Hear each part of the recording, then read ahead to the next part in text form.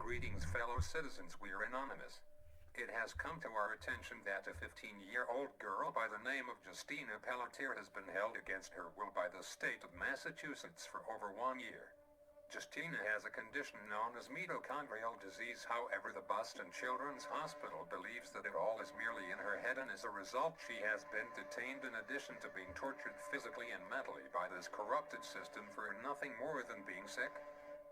Justina is only allowed to speak to her family for 20 minutes a day and be visited for 1 hour a week. Anonymous and the American people will not tolerate this abuse of our children and will retaliate using whatever means necessary in order to protect our fellow citizens from this abusive and manipulative behavior. We will punish all those held accountable and will not relent until Justina is free.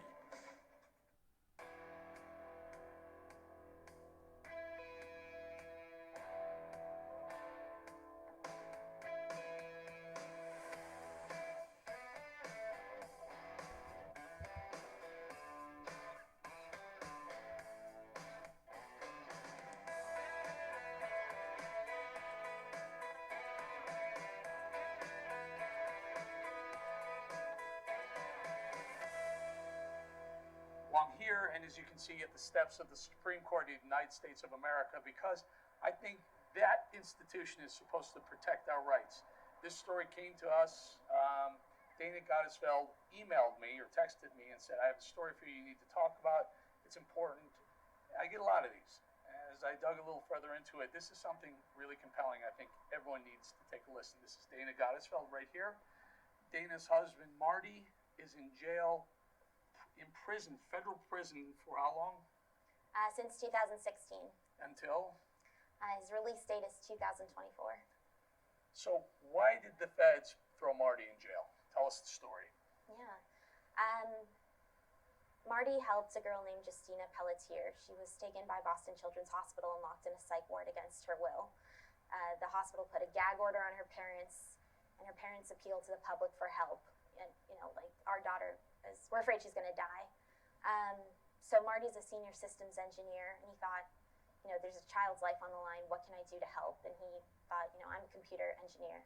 And he brought down their website during a donation day. And it hit Boston Children's Hospital in the one place that they pay attention to, which is the pocketbook. After a long time of getting Justina out of this psych ward and out of other bad facilities, she was finally returned to her parents. The hospital continues to, it's called medically kidnap children. So let's stop there for a second. All right? So you understand what happened here. Family takes their daughter. Now, originally took their daughter to a doctor who diagnosed her with mitochondrial disease. Mitochondrial disease, their personal doctor. They bring her to Boston Children's Hospital. She gets a completely different diagnosis. Tell me if I'm getting this right. Completely different diagnosis. Less physical and more emotional. Am I right? The diagnosis was? Yeah, they said somatoform disorder. She was making it up. Making it up. Parents do not accept the diagnosis. And what happens? What does the hospital do? They take custody away. Take custody away of a 14-year-old child from parents.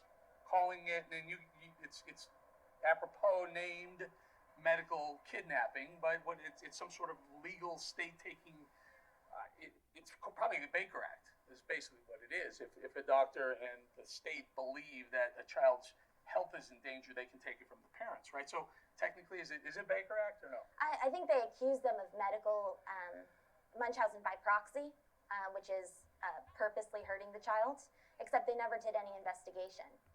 They said, we believe this, and the judge said, fine. Basically, they were worried about the child's security, safety, and they thought they had a better diagnosis than their own doctor. So go ahead. So now Marty, how does Marty, and this is Lou and Linda Pelletier and Justina Pelletier. Right.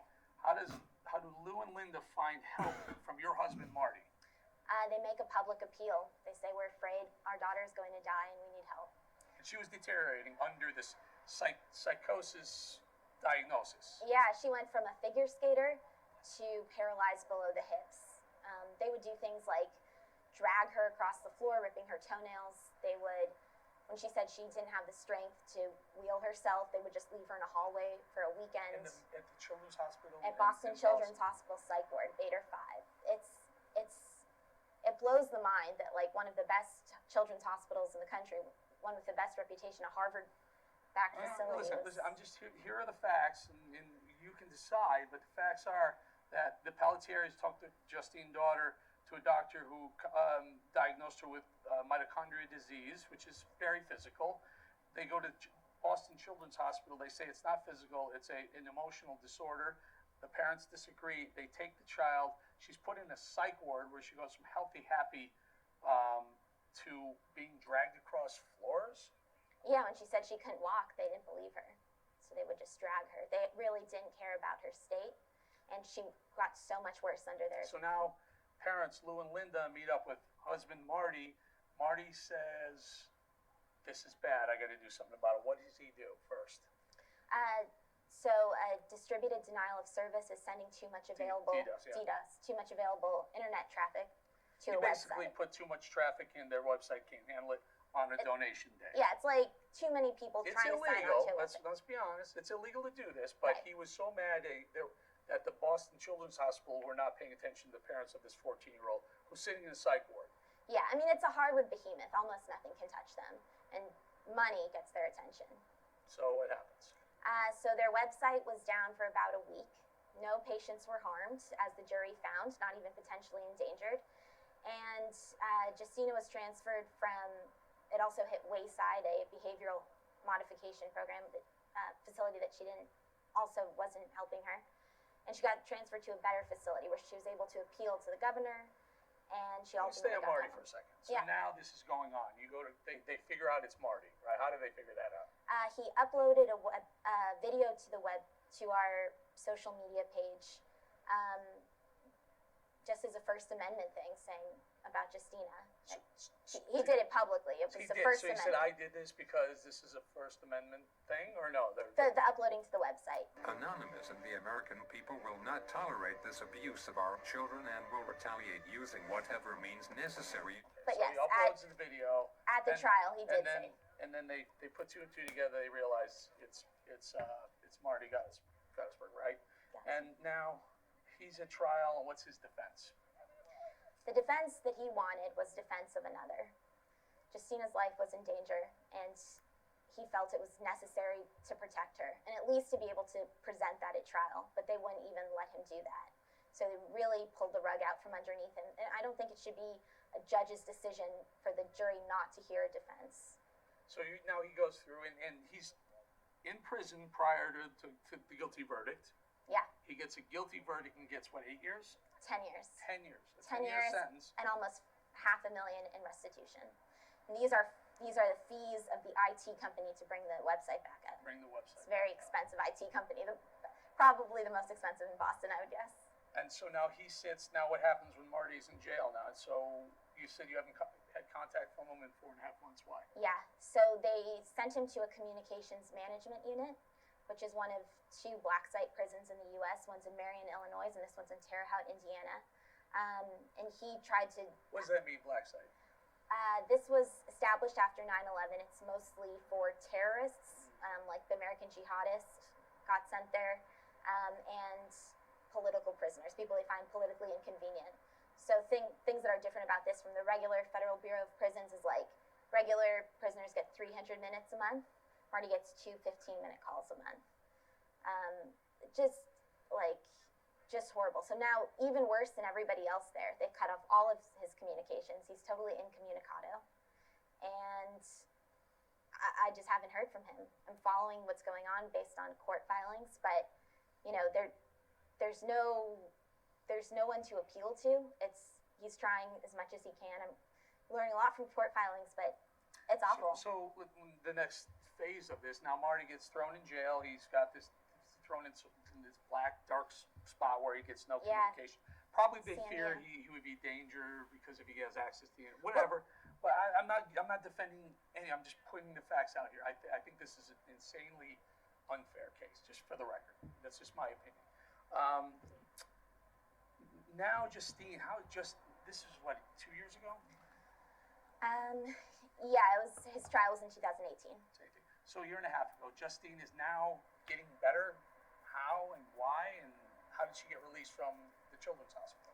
So after, the DDoS, shortly after she was able to make a video appealing to the governor. All I really want to is with my family and my friends, and it's all I want is just to be with my family and friends back home where I want to do it right now. You can do it.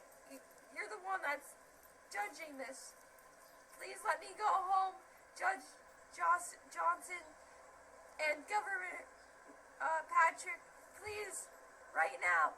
Please let me go home right now. I need to be home with my family. And they finally let her go home. So now she's going back to her family, back on her medications. She's getting real therapy, back into a special needs school that is good for her. And she's seems to be doing better. So she's still paralyzed though. The below the state hips. gave Justine back to the parents that they thought were abusing her.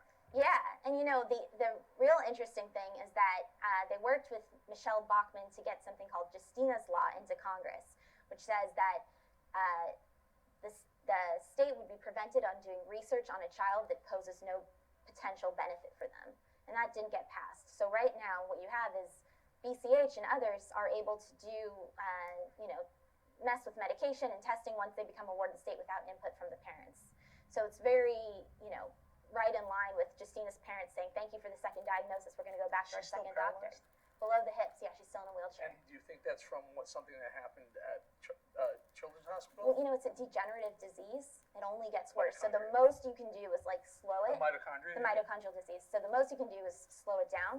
And they treated her so badly that it just sped up the deterioration. So she's doing better. She's trying to regain a life. You can see from pictures that there's a spark back in her eye. She's dealing with the trauma. She's suing BCH now, her family. But I mean, you can't take back going from a figure skater to wheelchair So- bound. The Pelletiers are suing BCH. Yeah. Are the Goddesfelds? Are Suing you guys? BCH? Yeah. Are you suing BCH? Right now we're dealing with Marty's appeal. Yeah. We're trying to get him communication, get him out of prison. We're actually working on a commutation. That's the goal. Commutation. So there lies the story of both Marty and also Justine's family. Literally two stories wrapped in one. Now here, and I'm just playing devil's advocate. I'm a journalist, but we had to bring the story.